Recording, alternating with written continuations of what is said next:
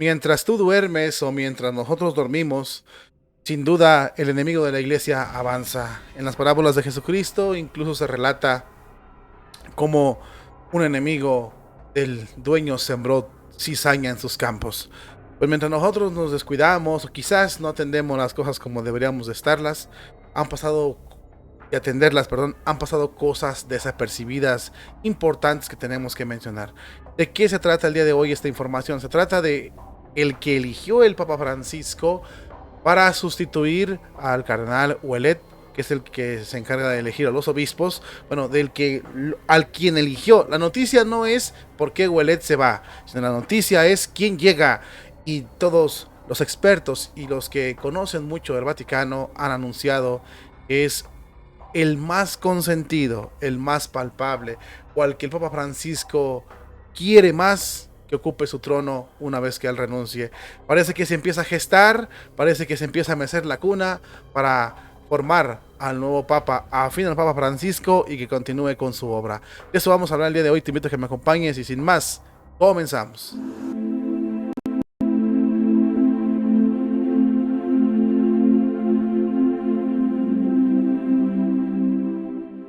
Habemus papam, cardinalem Ratzinger.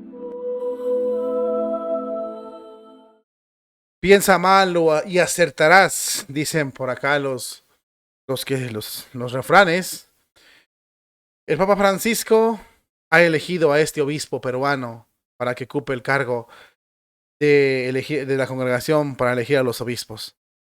Esto es importantísimo y nos has dejado con la boca abierta, porque se está eligiendo a uno que él lo tiene como el más papable, el sucesor de él, uno experto, un considerado experto en la teología de la liberación, en primero a los pobres, en ese marxismo aplicado en la Iglesia Católica, y muchos no nos dimos cuenta. En realidad nos tomó por sorpresa y nos dejó boquiabiertos. Vamos a mostrarte esta información.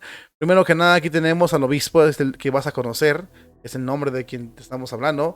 El obispo se llama ni más ni menos Monseñor Robert Francis Prebots. Va a ser prefecto del dicasterio para los obispos. Este señor es peruano, bueno, es norteamericano, pero es obispo en Perú.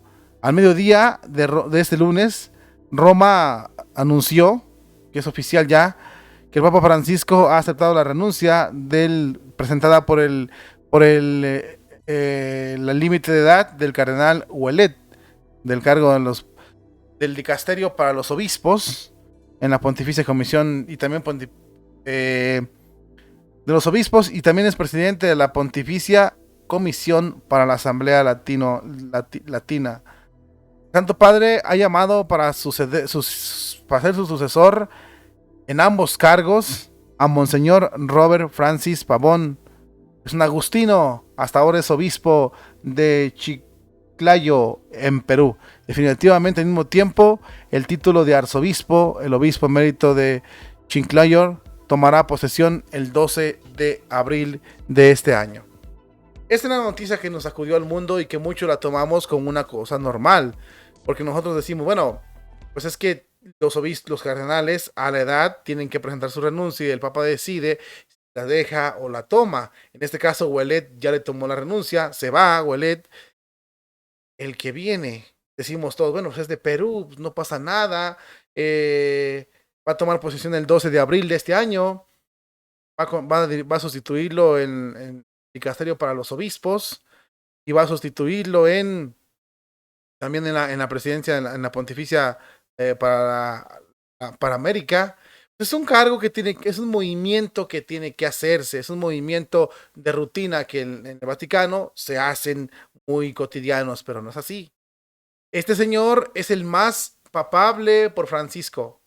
Es el que se puede ver con él. ¿Quién es en realidad este señor? Vamos a ver quién es este hombre obispo que ha llegado a este cargo tan importante en el Vaticano. Vamos a ver quién es. Hoy, como dice el artículo de Specola, hoy tenemos la destitución rápida de Ouellet al frente de los obispos. La noticia no es quién lo deja, sino quién entra. Robert Francis Prebots.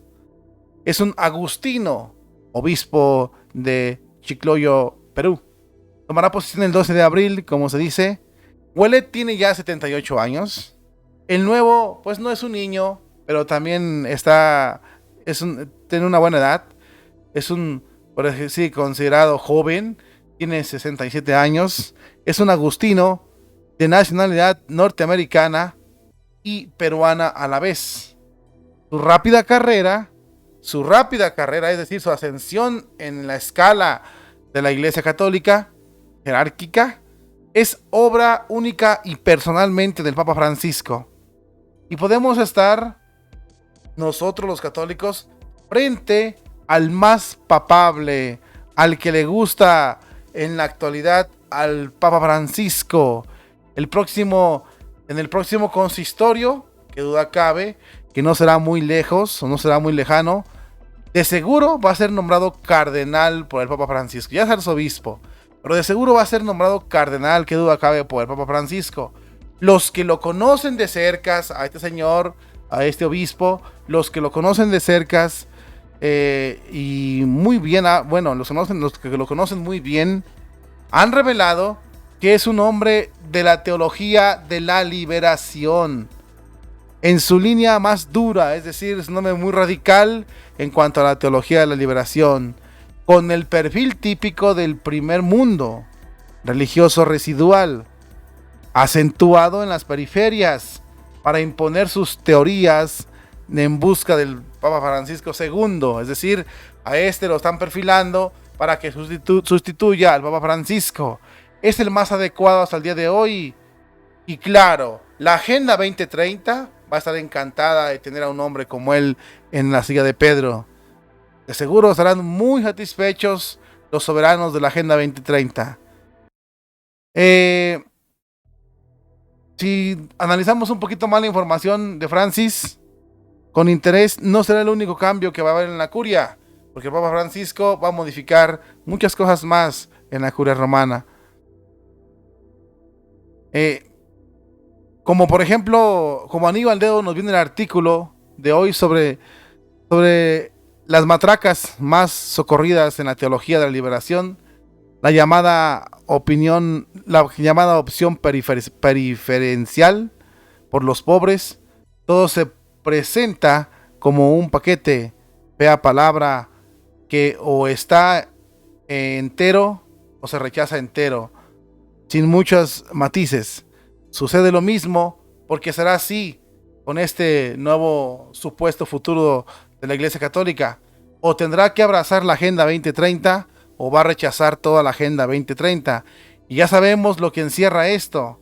Lo contrario, el rechazo de la Agenda 2030, que sería el sufrimiento de la condena a la muerte social como mínimo, ya que los medios de comunicación atacan durísimo a los que no obedecen a sus amos.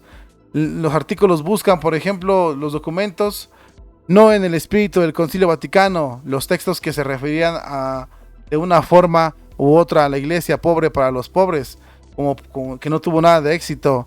Es realmente cierto que en América del Sur el concilio no ha puesto en práctica, que se ha puesto en práctica más que Europa, pero eso es mentira.